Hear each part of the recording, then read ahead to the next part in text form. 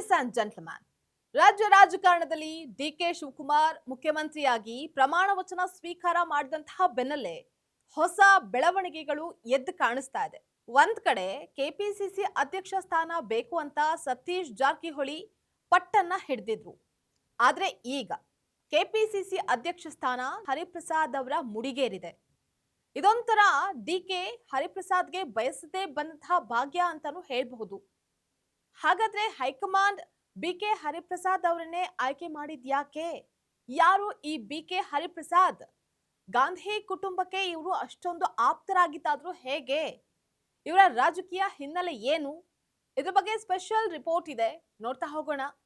ವೀಕ್ಷಕರೇ, ನೆಲ ಜಲ ಭಾಷೆಗಾಗಿ ಪ್ರಾಮಾಣಿಕ ಪತ್ರಿಕೋದ್ಯಮ. ನೀವು ನೋಡ್ತಾ ಇದ್ದೀರಾ ಫೋಕಸ್ ಟಿವಿ. ನಾನು ನಿಶ್ಚಿತ. ಸಿಎಂ ಕುರ್ಚಿಯ ಬದಲಾವಣೆಯ ಬೆನ್ನಲ್ಲೇ ಕೈಪಾಳ್ಯದ ಸಾರಥಿ ಯಾರಾಗ್ತಾರೆ ಎನ್ನುವಂತಹ ಕುತೂಹಲಕ್ಕೆ ಕೊನೆಗೂ ಹೈಕಮಾಂಡ್ ತೆರೆ ಎಳೆದಿದೆ.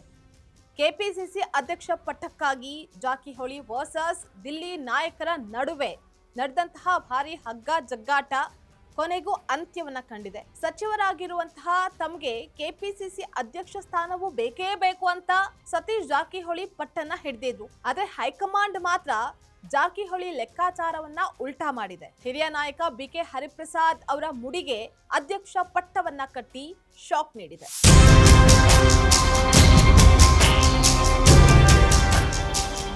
ಮುಖ್ಯಮಂತ್ರಿ ಡಿಕೆ ಶಿವಕುಮಾರ್ ಹಳೆ ಮೈಸೂರು ಭಾಗದವರಾಗಿದ್ದಾರೆ.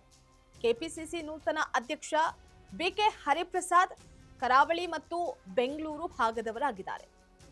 72 ವರ್ಷದ ಬಿಕೆ ಹರಿಪ್ರಸಾದ್ ಅವರು ಬಿಲ್ಲವ ಸಮುದಾಯಕ್ಕೆ ಸೇರಿದವರಾಗಿದ್ದು, ಕರಾವಳಿ ಭಾಗದಲ್ಲಿ ಪಕ್ಷವನ್ನ ಬಲಪಡಿಸೋದಕ್ಕೆ ಇವರ ಆಯ್ಕೆ ನೆರವಾಗುತ್ತೆ ಅಂತ ಹೈಕಮಾಂಡ್ ಭಾವಿಸಿದೆ. ಅದಲ್ಲದೆ ಇವರು ಎಐಸಿಸಿ ಪ್ರಧಾನ ಕಾರ್ಯದರ್ಶಿಯಾಗಿ ದೆಹಲಿ ಮಟ್ಟದಲ್ಲಿ ದಶಕಗಳ ಕಾಲ ಕೆಲಸ ಮಾಡಿದಂತಹ ಅನುಭವವನ್ನ ಹೊಂದಿದ್ದಾರೆ. ಇಲ್ಲಿ ಸಚಿವಾಕಾಂಕ್ಷಿಗಳ ಬಂಡಾಯ ಶಮನ ಮಾಡೋದು ಒಂದ್ ಕಡೆ ಆದ್ರೆ, ಕೆಪಿಸಿಸಿ ಅಧ್ಯಕ್ಷ ಸ್ಥಾನ ಕೈ ತಪ್ಪಿದ್ರಿಂದ ಬೇಸರಗೊಂಡಿರುವಂತಹ ಉತ್ತರ ಕರ್ನಾಟಕದ ನಾಯಕರನ್ನ ಒಟ್ಟಿಗೆ ಕೊಂಡೊಯ್ಯೋದು ಬಿಕೆ ಹರಿಪ್ರಸಾದ್ ಅವರಿಗೆ ಎದುರಾಗಿರುವಂತಹ ಮೊದಲ ಮತ್ತೆ ಅತಿ ದೊಡ್ಡ ಸವಾಲಾಗಿದೆ.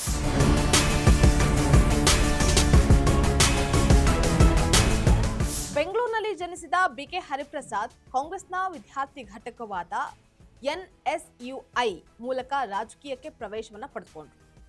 ಆರ್ ಗುಂಡೂರಾವ್ ಅವರ ಕಾಲದಲ್ಲೇ ಕಾಂಗ್ರೆಸ್ನಲ್ಲಿ ಸಕ್ರಿಯರಾಗಿದ್ದ ಇವರು ತಳಮಟ್ಟದಿಂದ ಪಕ್ಷವನ್ನ ಸಂಘಟಿಸಿದಂತಹ ಅನುಭವವನ್ನ ಹೊಂದಿದ್ದಾರೆ. ಬಿಕೆ ಹರಿಪ್ರಸಾದ್ ಅವರು ಕೇವಲ ಕರ್ನಾಟಕಕ್ಕೆ ಸೀಮಿತವಾದ ನಾಯಕರಲ್ಲ. ದಿವಂಗತ ರಾಜೀವ್ ಗಾಂಧಿ, ಸೋನಿಯಾ ಗಾಂಧಿ ಹಾಗೆ ರಾಹುಲ್ ಗಾಂಧಿ ಅವರವರೆಗೂ 3 ತಲೆಮಾರಿನ ಗಾಂಧಿ ಕುಟುಂಬದೊಟ್ಟಿಗೆ ಅತ್ಯಂತ ಆಪ್ತ ಹಾಗೆ ನಂಬಿಕಸ್ಥ ಒಡನಾಟವನ್ನು ಹೊಂದಿದ್ದಾರೆ.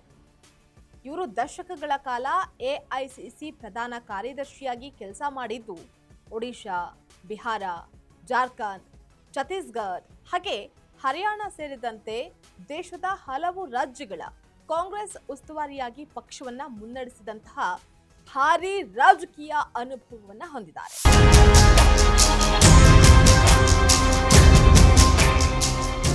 ಬಿಕೆ ಹರಿಪ್ರಸಾದ್ ಅವರು ಬರೋಬ್ಬರಿ 4 ಬಾರಿ ರಾಜ್ಯಸಭಾ ಸದಸ್ಯರಾಗಿ ದೆಹಲಿ ರಾಜಕಾರಣದಲ್ಲಿ ಕರ್ನಾಟಕದ ಧ್ವನಿಯಾಗಿದ್ರು. 2018ರಲ್ಲಿ ರಾಜ್ಯಸಭೆಯ ಉಪಸಭಾಪತಿ ಸ್ಥಾನಕ್ಕೂ ವಿರೋಧ ಪಕ್ಷಗಳ ಜಂಟಿ ಅಭ್ಯರ್ಥಿಯಾಗಿ ಸ್ಪರ್ಧೆ ಮಾಡಿದ್ರು.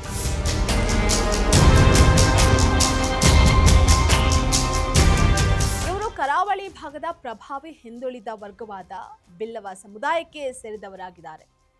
ಸದ್ಯ ಕರಾವಳಿ ಭಾಗದಲ್ಲಿ ಮಂಗಳೂರು, ಉಡುಪಿ, ಉತ್ತರ ಕನ್ನಡ ಇಲ್ಲಿ ಬಿಜೆಪಿ ಪ್ರಭಾವಕ್ಕೆ ಬ್ರೇಕ್ ಹಾಕೋದಕ್ಕೆ ಹಾಗೆ ಹಿಂದುಳಿದ ವರ್ಗಗಳ ಮತಗಳನ್ನ ಕ್ರೋಢೀಕರಿಸೋದಕ್ಕೆ ಇವರ ಸಮುದಾಯದ ಹಿನ್ನೆಲೆ ಕಾಂಗ್ರೆಸ್ಗೆ ಪ್ಲಸ್ ಪಾಯಿಂಟ್ ಆಗಿದೆ.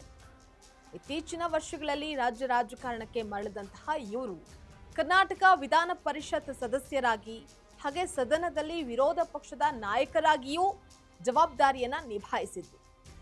ಇವರು ರಾಜ್ಯ ಕಾಂಗ್ರೆಸ್ನ ಯಾವುದೇ ನಿರ್ದಿಷ್ಟ ಬಣಕ್ಕೆ ನೇರವಾಗಿ ಸೇರಿದವರಲ್ಲ, ನೇರವಾಗಿ ಹೈಕಮಾಂಡ್ ಬಣದ ನಾಯಕ.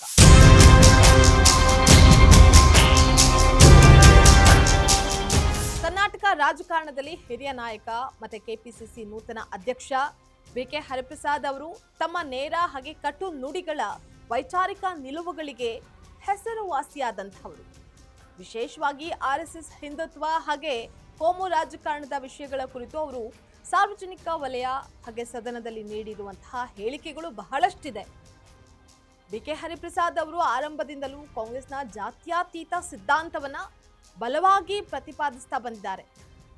ಸಂಸತ್ನಲ್ಲಿ ಮತ್ತು ರಾಜ್ಯ ವಿಧಾನ ಪರಿಷತ್ನಲ್ಲಿ ಅವರು ಆರ್ಎಸ್ಎಸ್ನ ಕಾರ್ಯವೈಖರಿಯನ್ನ ಹಾಗೆ ಅದರ ಹಿನ್ನೆಲೆಯನ್ನ ಹಲವಾರು ಬಾರಿ ಪ್ರಶ್ನೆ ಮಾಡಿದ್ದಾರೆ. ದೇಶದ ಸ್ವಾತಂತ್ರ್ಯ ಹೋರಾಟದಲ್ಲಿ ಭಾಗವಹಿಸಿದಂತಹ ಸಂಘಟನೆಗಳು ಇವತ್ತು ರಾಷ್ಟ್ರಭಕ್ತಿಯ ಪಾಠವನ್ನ ಮಾಡ್ತಾ ಇದೆ ಅಂತ ಅವರು ನೀಡುವಂತಹ ಹೇಳಿಕೆಗಳು ರಾಜಕೀಯ ವಲಯದಲ್ಲಿ ಹಲವಾರು ಬಾರಿ ತೀವ್ರ ಸಂಚಲನ ಮತ್ತೆ ವಾಗ್ವಾದಗಳಿಗೆ ಕಾರಣವಾಗಿದೆ.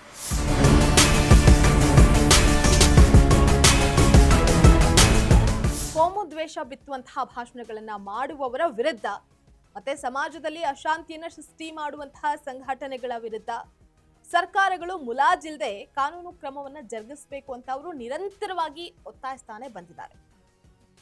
ಬಿಜೆಪಿ ನಾಯಕರು ಹರಿಪ್ರಸಾದ್ ಅವರ ಹೇಳಿಕೆಗಳನ್ನ ಹಿಂದೂ ವಿರೋಧಿ ಮತ್ತೆ ಅಲ್ಪಸಂಖ್ಯಾತರ ಓಲೈಕೆ ರಾಜಕಾರಣ ಅಂತ ಕರೀತಾರೆ.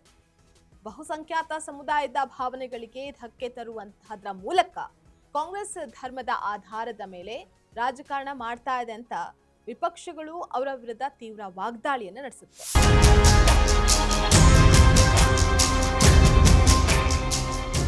ಹಾಗೇನು ಸತೀಶ್ ಜಾರಕಿಹೊಳಿ ಈಗಾಗಲೇ ಸಚಿವರಾಗಿದ್ದಾರೆ. ಅವರಿಗೆ ಅಧ್ಯಕ್ಷ ಪಟ್ಟ ಕೊಟ್ರೆ ಉಳಿದ ಹಿರಿಯ ಶಾಸಕರು ಮತ್ತಷ್ಟು ಅಸಮಾಧಾನಗೊಳ್ತಾ ಇದ್ರು. ಸದ್ಯಕ್ಕೆ ಯಾವುದೇ ಸಚಿವ ಸ್ಥಾನ ಹೊಂದಿರದ ಹರಿಪ್ರಸಾದ್ ಅವರಿಗೆ ಜವಾಬ್ದಾರಿ ನೀಡೋದ್ರಿಂದ ಪಕ್ಷದ ಒಳ ಜಗಳಕ್ಕೆ ಹೈಕಮಾಂಡ್ ಬ್ರೇಕ್ ಹಾಕಿದೆ. ಮುಖ್ಯಮಂತ್ರಿ ಕುರ್ಚಿಯ ಬದಲಾವಣೆಯ ಬೆನ್ನಲ್ಲೇ ಸಂಘಟನಾ ಮಟ್ಟದಲ್ಲೂ ನಡೆದಿರುವಂತಹ ಈ ಬದಲಾವಣೆ ಮುಂಬರುವ ಸ್ಥಳೀಯ ಸಂಸ್ಥೆಗಳ ಚುನಾವಣೆಗಳ ಮೇಲೆ ಯಾವ ರೀತಿ ಪರಿಣಾಮ ಬೀರುತ್ತೆ ಅನ್ನುವಂತಹದನ್ನ ಕಾದ್ನೋಡ್ಬೇಕಾಗಿದೆ. ಇದಾಗಿತ್ತು ಇವತ್ತಿನ ಪೊಲಿಟಿಕಲ್ ಅಪ್ಡೇಟ್. ನೆಲ ಜಲ ಭಾಷೆಗಾಗಿ ನೋಡ್ತಾ ಇರಿ ಫೋಕಸ್ ಟಿವಿ.